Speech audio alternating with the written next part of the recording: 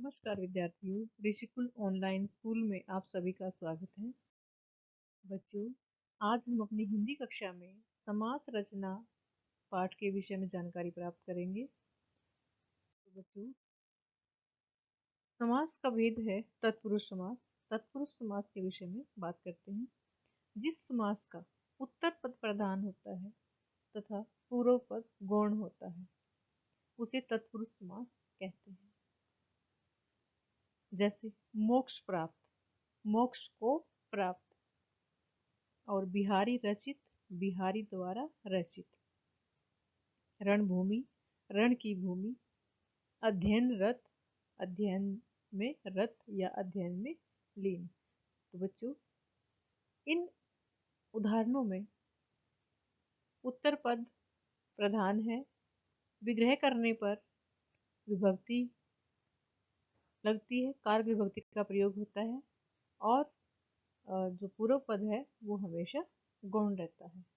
तो यहाँ पर तत्पुरुष समास है। हम बात करते हैं तत्पुरुष समास के भेदों की। तो बच्चों, तत्पुरुष समास के 6 भेद होते हैं। कर्म तत्पुरुष, कर्ण तत्पुरुष, संप्रदान तत्पुरुष, अपादान तत्पुरुष, अधिकरण तत्पुरुष और संबंध तत्पुरुष। तो सबसे पहले हम जानेंगे कर्म तत्पुरुष के बारे में। जिस समास के पूर्व पद में कर्म कारक के विभक्ति चिन्ह को का लोप हो जाता है उसे कर्म तत्पुरुष कहते हैं। जैसे ग्राम को गया हुआ।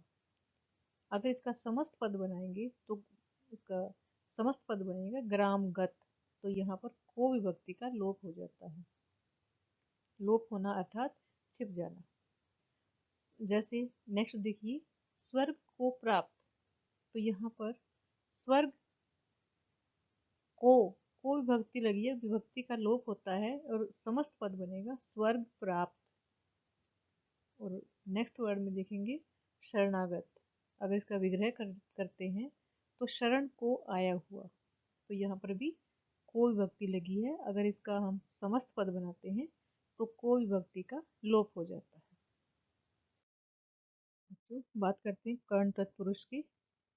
जिस समास में पूर्व पद कर्ण कारक की विभक्ति चिन्ह से या के द्वारा का लोप हो जाता है उसे हम तत्पुरुष समास कहते हैं।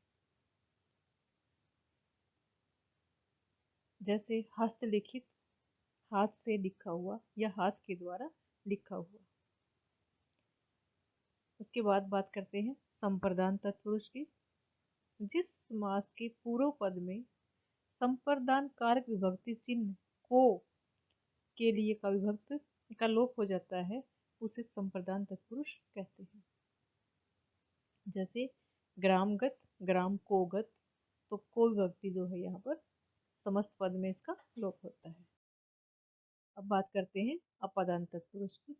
जिस समास के पूर्व पद में अपादान कारक के विभक्ति चिन्ह से जिसका अर्थ होता है अलग होना का लोप होता हो वहां पर अपादान तत्पुरुष समास होता है।